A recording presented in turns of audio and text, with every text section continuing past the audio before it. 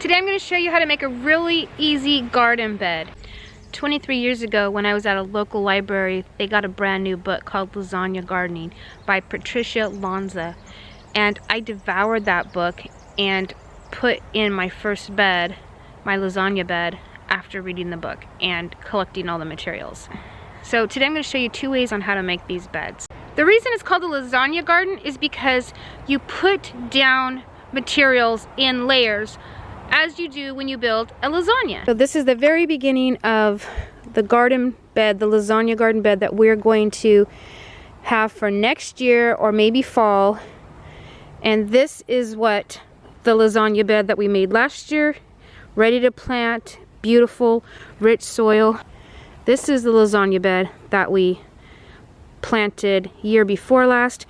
We still continue to add kitchen scraps and things to it. As you can see, partially rotted food is peeking out because our chickens got out of their area and dug around in there.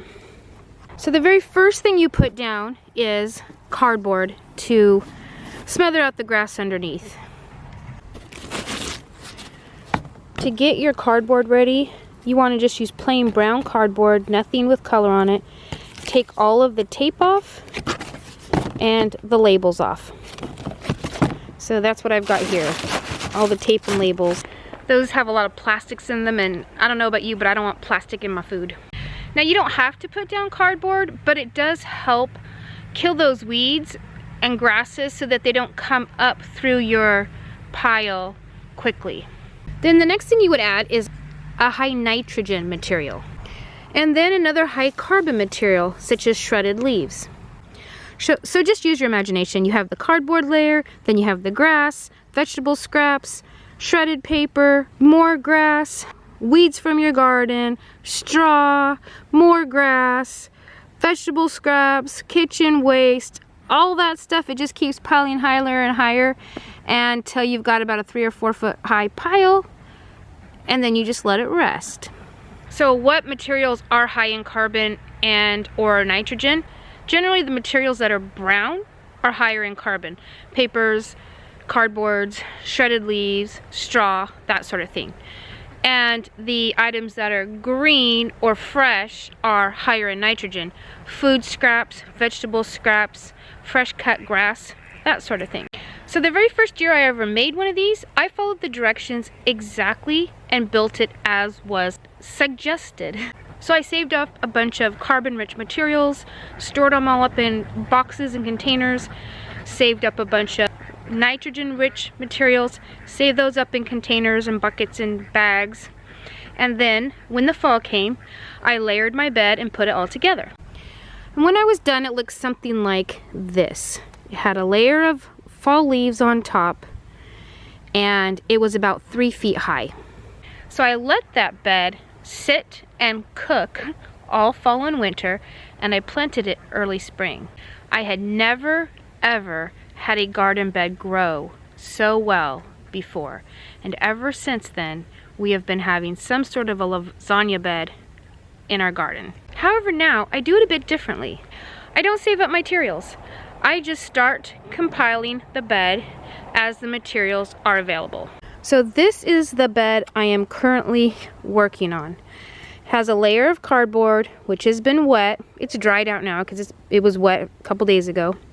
And then there's a layer of weeds and grasses on top of that. And that's as far as I've gotten for this year because it is only April and I just started this bed a week ago. Now this bed was made the exact same way last year as this one, only I put sides on it because our chickens come out in the winter and fall and we let them scratch through everything. And so if we didn't do that, I'll show you what happens. This happens. They got through the fence and they already started scratching this up.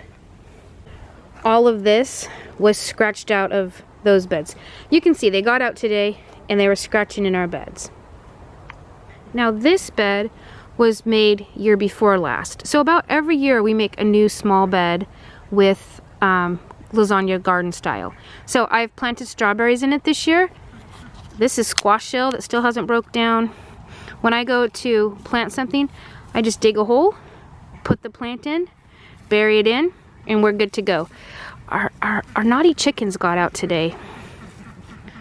And I have to go back and reposition all the strawberries again. But you can see some of the food wastes weren't all the way broken down. Whatever that was. Maybe an onion, I'm not sure. But it doesn't matter. They're gonna grow so well. If you want to seed directly in it, you might want to put some fine compost down. You don't put your dog or cat poo in these beds because that can cause disease. You don't put that anywhere near a food garden that you're going to be digging in and eating. But everything else goes in these beds. So I recently did a composting video and showed how to compost that method, the Lasagna Garden bed method, and I'll link that down below. Now the positives to this is it's super easy and it will grow. It will give you a very, very fertile bed, and you will be amazed at how well the plants grow in your lasagna bed or your no-till bed or your sheet compost bed, whatever you want to call it. The cons are that it takes some time. It takes some time to gather the materials, build the bed, for the bed to break down. So the smaller you chop up the items that you put inside the bed, the quicker it'll be ready to plant. You can also add some worms or some fresh compost or fresh garden soil onto your beds. Those microorganisms that brings will help break down everything faster. And sometimes slugs enjoy to live in a lasagna bed. But that can easily be remedied if you put a plastic or something for 3 or 4 weeks before you're going to plant it over the bed. It'll get real hot and it'll take care of the slugs. You can just directly start it on the grass. My first ones were always right on the grass, but now that I like to let the ducks and chickens into our beds in the fall to poop and eat and scratch up bugs and stuff, I like to have the sides on them. This year lumber is really expensive, so I'm just having it on the ground this year. When the chickens make a mess, I'll just have to rake it back in there. So I hope that was helpful to somebody. Give it a try. You will not be disappointed. That's all I have. So until next time, see ya.